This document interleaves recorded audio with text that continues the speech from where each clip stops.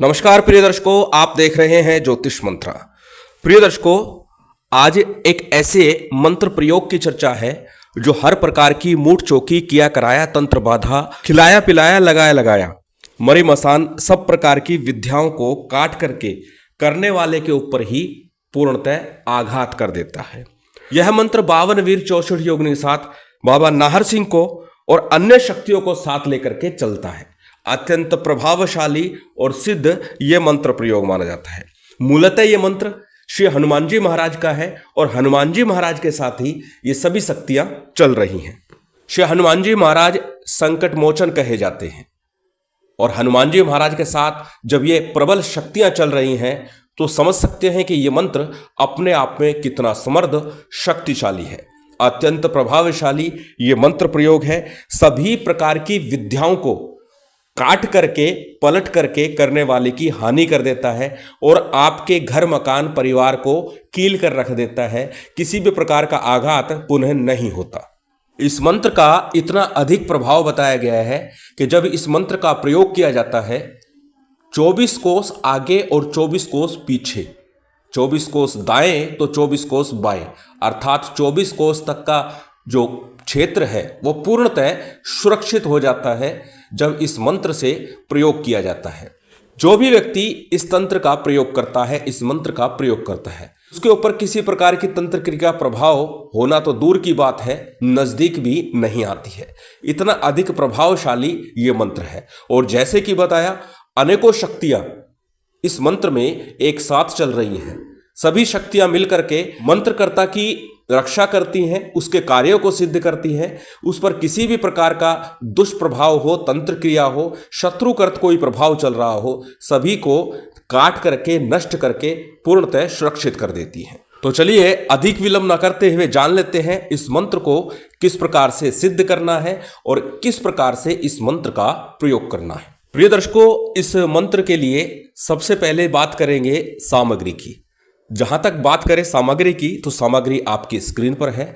सामान्य पूजन सामग्री के साथ में यह मंत्र आपको सिद्ध करना है। सभी पूजन सामग्री आपकी स्क्रीन पर है। घी अथवा तेल, किसी भी प्रकार का दीपक इस साधना काल में इस मंत्र प्रयोग में आप प्रयोग कर सकते हैं। चाहे तो तिल तेल का प्रयोग करें, चाहे शुद्ध गाय के देशी घी का प्रयोग करें। लाल रंग के वस्त्र पहन करके यदि इस मंत्र का प्रयोग करते हैं तो अत्यंत श्रेष्ठ, अन्यथा साफ स्वच्छ वस्त्र पहने काले नीले रंग का प्रयोग कदाचित इस मंत्र प्रयोग में नहीं करना है। लाल रंग के पुष्प। मिष्ठान की बात करते हैं कि मिष्ठान किस प्रकार का हो, तो लड्डू का, चूरमे का भोग प्रयोग कर सकते हैं। जैसे कि बताया, मूल रूप से श्री हनुमान जी महाराज का मंत्र है, उन्हीं के साथ ये सारी शक्तियां चल रही हैं। माला की बात करते हैं कि माला किस प्रकार की हो। रुद्राक्ष की माला ले सकते हैं, लाल हकीक की माला ले सकते हैं, लेकिन जो भी माला लें वह प्राण प्रतिष्ठित लें। और प्राण प्रतिष्ठा विधि के संदर्भ में पूर्व में भी कई बार बता चुका हूं, प्राण प्रतिष्ठा विधि मैं डाल चुका हूं। साबर मंत्रों के माध्यम से बड़े सरल तरीके से आप प्राण प्रतिष्ठा कर सकते हैं। अब बहुत से दर्शक प्राण प्रतिष्ठा के संबंध में पूछते हैं कि जब मंत्र प्रयोग करें, साबर मंत्रों का जब प्राण प्रतिष्ठा करते हैं तो माला को हाथ में रखना है या कहां रखना है। प्रिय दर्शकों, उस वीडियो को पूरा सुने, समझ जाएंगे। बताया गया है कि पहले एक प्लेट में स्वस्तिक का निर्माण करें या ओम का निर्माण कर ले, उसके ऊपर वो माला अथवा यंत्र आपको रखना है, सामान्य सा पूजन करना है और उसके बाद उन मंत्रों का प्रयोग करना है। किस प्रकार करना है, कौन कौन से मंत्र हैं, वो सब पूर्ण विस्तार से उस वीडियो में दिए गए हैं। ज्यादा नहीं, 5 से 15 मिनट का समय लगेगा आपको अपनी माला, अपने यंत्रों को प्राण प्रतिष्ठित करने के लिए। माला और यंत्र के अलावा यदि आप कोई रत्न धारण करते हैं या फिर किसी के लिए कोई धागा बनाकर देते, गंडा बनाकर देते, तो सभी कुछ उससे प्राण प्रतिष्ठित हो जाता है। ऐसा नहीं है केवल माला और यंत्र ही होंगे, जिसको भी दे प्राण प्रतिष्ठा करके उस देवी की शक्ति से संचित करके, उस देवी की शक्ति से आपूरित करके उसे दे, निश्चित लाभ होगा। अन्य सभी सामग्री आपकी स्क्रीन पर है, देख सकते हैं, नोट कर सकते हैं, स्क्रीनशॉट ले सकते हैं। साधना सामग्री के बाद बात करते हैं किस दिन से इस प्रयोग को आरंभ करना है। जैसे बताया, हनुमान जी महाराज का प्रयोग है तो अनेकों बार चर्चा करते हुए बताता हूं, जब आप मनोकामना पूर्ति के लिए कोई कार्य करते हैं तो उसके लिए सबसे अच्छा होता है जब हनुमान जी महाराज के निमित्त जा रहे हों तो मंगलवार से आरंभ करें। यदि आप संकटों से निवृत्ति के लिए प्रार्थना करते हैं तो शनिवार से आरंभ करें। यदि आपके घर परिवार में किसी प्रकार की तंत्र बाधा नहीं भी है तो भी इस मंत्र प्रयोग को आप कर सकते हैं। इससे लाभ ही होगा, हानि किसी प्रकार की नहीं होगी। तो शनिवार से आरंभ करें या मंगलवार से, वह आपकी इच्छा पर निर्भर है। लेकिन यह बात ध्यान रखिएगा कि उस दिन किसी प्रकार का सिद्ध योग बन रहा हो। अगर सिद्ध योग ना हो तो शुभ के, लाभ के, अमृत के चौघड़िया को देख करके उस समय में इस मंत्र का जप आरंभ करना है।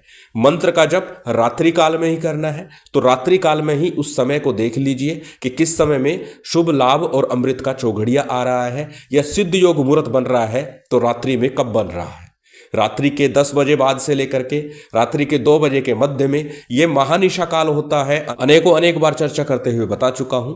तंत्र शास्त्र के लिए, तंत्र कार्य के लिए यह समय अत्यंत महत्वपूर्ण होता है। तो इस समय में ही इस मंत्र को जप करके सिद्ध करना है। अब जिस दिन भी इस मंत्र प्रयोग को सिद्ध करना हो, मंगलवार अथवा शनिवार, उस दिन संध्या काल या प्रातः काल में 5 लड्डू, 1 मीठा पान, 1 जोड़ा जनेऊ और 1 घी का अथवा तेल का कोई दीपक या अगरबत्ती ले सकते हैं, धूपबत्ती ले सकते हैं, लेकर के किसी हनुमान मंदिर में जाइए। हनुमान जी महाराज को भेंट समर्पित कीजिए, क्षमा प्रार्थना कीजिए और अनुनय विनय प्रार्थना करते हुए निवेदन कीजिए कि घर परिवार में यदि तंत्र बाधा है उसके निवारण के लिए, अथवा आप हमारे घर में किसी भी प्रकार की जो भी अशांति है, दुविधा है, परेशानी है, वो सब दूर हो जाए, उसी के लिए निवेदन कर रहा हूं और ऐसा मैं प्रयोग करने जा रहा हूं। तो हनुमान जी महाराज आप मेरी सहायता करें, आप हमारे घर में पधारें। इस प्रकार से आपने निवेदन करना है। जो भेंट प्रसाद लेकर गए हैं हनुमान जी महाराज के चरणों में अर्पित कर दीजिए।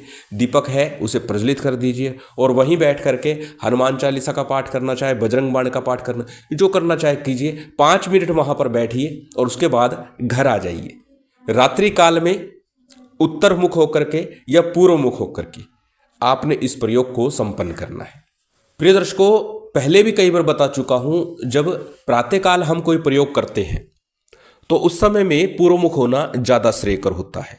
लेकिन जब सूर्यास्त के बाद यदि कोई प्रयोग कर रहे हैं, कोई साधना कर रहे हैं, तो उत्तर मुख होना ज्यादा श्रेयकर है।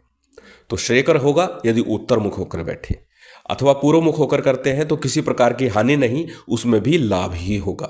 आप अपनी व्यवस्था देख लीजिए कि आपके घर में किस प्रकार की व्यवस्था बन सकती है। अगर उत्तर मुख हो सकते हैं तो उत्तर मुख ही होना ज़्यादा श्रेयकर है। अपने सामने किसी चौकी पर, पट्टे पर लाल रंग का वस्त्र बिछा लीजिए। हनुमान जी महाराज का वीर मुद्रा का एक चित्र रख लीजिए। वीर मुद्रा आपके सम्मुख दिखाई गई है। हनुमान जी महाराज घुटनों के बल बैठ करके और आशीर्वाद मुद्रा में दे, इस मुद्रा में आपको चित्र लगाना है। हनुमान जी महाराज के सम्मुख अक्षत के ऊपर या पुष्प के ऊपर तिल तेल अथवा गाय के देसी घी का एक दीप लगा लीजिए। अब सबसे पहले हमेशा की तरह शुद्धि आचमन कीजिएगा और शुद्धि आचमन करने के बाद में संकल्प कीजिएगा। शुद्धि आचमन में दाहिने हाथ में जल लेना है, अपने ऊपर छिड़कना है। जो सामग्री पूजन की है उसके ऊपर छिड़कना है। यह सामान्य सा शुद्धि आचमन है। 3 बार जल का आचमन किया जाता है। उसके बाद थोड़ा सा हाथ धो लीजिए और फिर से थोड़ा जल लेकर के पूर्ण सामग्री पर और स्वयं पर छिड़क लीजिए। यह शुद्धि आचमन कहलाता है। अनेकों बार प्रश्न आ जाता है शुद्धि आचमन कैसे करें, तो सामान्य रीति बताई है। मंत्र भी होता है, पहले भी बता चुका हूं। तो मंत्र प्रत्येक व्यक्ति शायद उच्चारण ना कर सके, इसलिए उसका जिक्र नहीं कर रहा। एक सामान्य और सरल रीति बता रहा हूं। शुद्धि आचमन के पश्चात में सबसे पहले संकल्प कर लीजिए कि आप किस कार्य हेतु ये प्रयोग कर रहे हैं। संकल्प के लिए दाहिने हाथ में अक्षत पुष्प लीजिए, थोड़ा जल लीजिए, अपना नाम, अपना गोत्र, उस दिन का तिथिवार नक्षत्र बोलिए, उस स्थान का नाम बोलिए जिस स्थान पर रह करके, बैठ करके आप ये साधना संपन्न करने वाले हैं। अर्थात उस नगर का, उस गांव का, उस शहर का नाम बोला जाता है। और इसके साथ साथ अपना मनोरथ स्पष्ट कीजिए। तो यहां पर मनोरथ स्पष्ट है कि सर्व प्रकार की विद्याओं की काट के लिए और हर प्रकार की रक्षा के लिए आप इस मंत्र का प्रयोग करना चाह रहे हैं और कार्य में उन्नति के लिए। इतना कह करके जब संकल्प आपका ले लें, संकल्प पूर्ण कर लें, उसके बाद संकल्प का जल अक्षत पुष्प किसी थाली प्लेट में गणेश जी का विग्रह रखा हुआ है, चित्र रखा है, उनके सम्मुख छोड़ दीजिए। हमेशा की तरह सबसे पहले गणेश जी का, गुरु का, कुल देव, पितृदेव, स्थान देव, ये सामान्य सा पूजन प्रत्येक साधना सिद्धि में बताता हूं और अवश्य ही करना चाहिए, जिससे कि गणपति की, गुरु की, कुलदेव, पितृदेव, स्थान देव, इन सब की कृपा से आपके कार्य की सिद्धि, मंत्रों की सफलता शीघ्र प्राप्त हो। सामान्य सा इनका पंचोपचार रीति से पूजन संपन्न किया। उसके बाद में सीताराम जी का पूजन करना है, हनुमान जी का पूजन करना है, शंकर भगवान का पूजन, गुरु गोरखनाथ जी का पूजन और साथ ही साथ भैरव जी का सामान्य सा पूजन कर लीजिए। बहुत अधिक सामग्री से नहीं, मात्र थोड़े से अक्षत या पुष्प लेकर के उनका नाम स्मरण करते हुए छोड़ दीजिए, इतना भी पर्याप्त होगा। प्रिय दर्शकों, साबर मंत्रों की साधना में पूजन विशेष अनिवार्य नहीं होता, अनेकों बार बता चुका हूं। पूजन कराने का और करने का तात्पर्य सिर्फ इतना है ताकि हम अपनी साधना को, मंत्रों को निर्विघ्न संपन्न कर लें। केवल गुरु गणेश का ध्यान करके मंत्रों को जपा जा सकता है। सामान्य पूजन करने के पश्चात सबसे पहले एक माला गणेश मंत्र की और एक माला गुरु मंत्र की। गणेश मंत्र के रूप में ओम गंग गणपते नमः इस मंत्र का जप कर सकते हैं, और गुरु मंत्र जो आपके गुरु ने आपको दिया हुआ है, अथवा यदि गुरु नहीं है फिर आप भगवान शिव के पंचाक्षरी मंत्र ओम नमः शिवाय का अथवा गुरु गोरखनाथ के ओम गुरु गोरक्षनाथाय मंत्र का जप कर सकते हैं, या फिर हमारे गुरुदेव द्वारा दिया गया गुरु मंत्र ओम परम तत्वाय नारायणाय गुरुभ्यो नमः इस मंत्र का भी एक माला का जप कर सकते हैं। जो भी गुरु मंत्र का जप करे, एक माला का जप कर लिया। गणेश मंत्र का जप हुआ, गुरु मंत्र का। जब साबर मंत्रों की बात आ रही हो तो अनेक बार बताता हूं और लगभग प्रत्येक वीडियो में ही बताता हूं कि 11 बार या 21 बार साबर सिद्धि मंत्र का भी जप अवश्य ही करना चाहिए। साबर सिद्धि मंत्र आपको डिस्क्रिप्शन में मिल जाएगा, स्क्रीन पर भी आपको दिखा रहा हूं। साबर सिद्धि मंत्र अनेक बार चर्चा करते हुए बता चुका हूं। साबर सिद्धि मंत्र आपकी स्क्रीन पर है, नोट कर सकते हैं, स्क्रीनशॉट लेकर रख सकते हैं। जब आप ये सभी पूजन विधान मंत्रों का जप तीनों कर लें, गणेश मंत्र, गुरु मंत्र, साबर सिद्धि मंत्र जब पूर्ण हो जाएगा, उसके पश्चात में एक माला का, मात्र एक माला का जप आज के इस जजीरा मंत्र का करना है। जजीरा क्या है पहले भी बता चुका हूं। सामान्य सरल अर्थों में समझे, एक ऐसी जंजीर जिससे देवता को खींचा जाता है अपनी ओर, अपने कार्य के लिए, अपने मनोरथ को सिद्ध कराने के लिए, और उन्हें मजबूर भी किया जाता है और उनसे काम कराया जाता है। एक सामान्य अर्थों में समझ लीजिए, अर्थ तो बहुत विस्तारित है। जजीरा मंत्र आपकी स्क्रीन पर है, स्क्रीनशॉट ले सकते हैं, किसी कॉपी नोटबुक में नोट कर सकते हैं। मंत्र को एक बार बोल करके बता देता हूं। मंत्र इस प्रकार है, ओम नमो हनुमते महारुद्र भूत प्रेत डाकनी शाकनी किली किली मारी मारी भैरव कील मशान कील मली कील चुड़ैल कील दैत्य कील ब्रह्म राक्षस कील महिषासुर कील 24 कोस आगे कील 24 कोस पीछे कील 24 कोस दाएं कील 24 कोस बाएं कील। औरों की चौकी उठाता जा अपनी चौकी बिठाता जा, औरों के किवाड़ तोड़ता जा अपने किवाड़ गाड़ता जा, औरों का झंडा उखाड़ता जा अपना झंडा गाड़ता जा। चल चल रे महारुद्र हनुमान संग में कौन वीर चले, वक्रतुंड वीर चले वीरभद्र वीर चले, बारह नरसिंह चले काल भैरव वीर चले, 64 योगनी चले 52 वीर चले, 10 तरसिंह चले, आकाश बांधू पाताल बांधू भूत बांधू प्रेत बांधू, किया बांधू कराया बांधू बाई बांधू दाएं बांधू, टोना बांधू अपनी विद्या चलाता चलो औरों की विद्या बांधता चलो, दुष्ट को बांधू बैरी को बांधू चोर को बांधू हत्यारे को बांधू, बांध बांध रे महारुद्र हनुमंते ना बांधो तो रघुवंशी राजा रामचंद्र की दुहाई, पिता पवन की दुहाई माता जानकी की दुहाई, शब्द साचा पिंड काचा चलो मंत्र ईश्वरो वाचा। प्रिय दर्शकों, मंत्र थोड़ा बड़ा है और जजीरा है तो बड़ा ही होता है अक्सर। तो जजीरा मंत्र है, एक ही माला पर्याप्त है और अनेक बार बोलता हूं कि पहले मंत्र को याद कीजिए और जब तक मंत्र पूर्णतः कंठस्थ ना हो जाए जप पर नहीं बैठना चाहिए, क्योंकि उससे ध्यान नहीं लगेगा और ध्यान नहीं लगेगा तो निश्चित है मंत्र की सिद्धि में संशय बना रहेगा।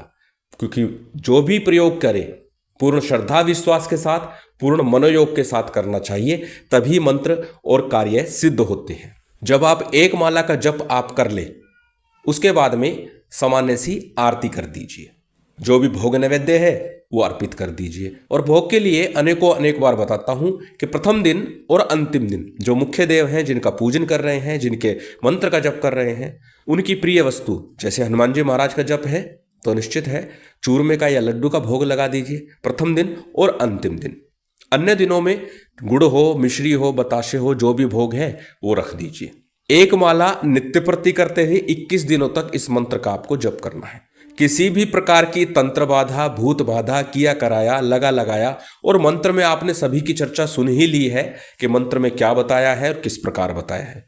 सभी प्रकार की तंत्र विद्या का नाश, सभी प्रकार के प्रयोगों की काट हो रही है और कार्य की सिद्धि के लिए निवेदन किया गया है। निश्चित है हनुमान जी महाराज की विशेष कृपा होती है और कार्य सिद्ध हो जाता है, विद्याएं विफल हो जाती है। 21वें दिन आपको एक माला का हवन करना है। जैसे ही आपका मंत्र जब पूर्ण होगा, एक माला का हवन कर दीजिए इसी मंत्र से। हवन के उपरांत में आरती कीजिएगा और फिर भोग नैवेद्य अर्पित कीजिएगा। और पहले भी बता चुका हूं कि जब आप आरती वगैरह सब संपन्न कर ले, पूर्ण साधना हो जाए, उसके बाद भी 5 मिनट, 7 मिनट, 10 मिनट, जितना देर आप बैठ सकते हैं, थोड़ी देर आसन पर बैठे रहिए। उस देवता का मनन कीजिए, चिंतन कीजिए और मानसिक रूप से प्रार्थना कीजिए। शीघ्रता से आपकी प्रार्थना मंत्र फलीभूत होते हैं। इसी प्रकार 21 दिनों तक ये साधना संपन्न करनी है। 21 दिन के बाद में चाहे नित्य 11 बार इस मंत्र का जप करें तो भी ये मंत्र सदा सर्वदा के लिए आपके लिए श्रेष्ठ और सिद्ध बना रहेगा। श्री हनुमान जी महाराज की विशेष कृपा आप सभी को प्राप्त हो, यही कामना है। और उम्मीद करता हूं आज की ये जानकारी, ये वीडियो आपको अच्छी लगी होगी। यदि अच्छी लगी हो तो कृपया लाइक कीजिएगा, शेयर कीजिएगा। यदि चैनल पर नए हैं तो सब्सक्राइब कर बेल आइकन बटन दबा दीजिएगा। जय माता दी, जय।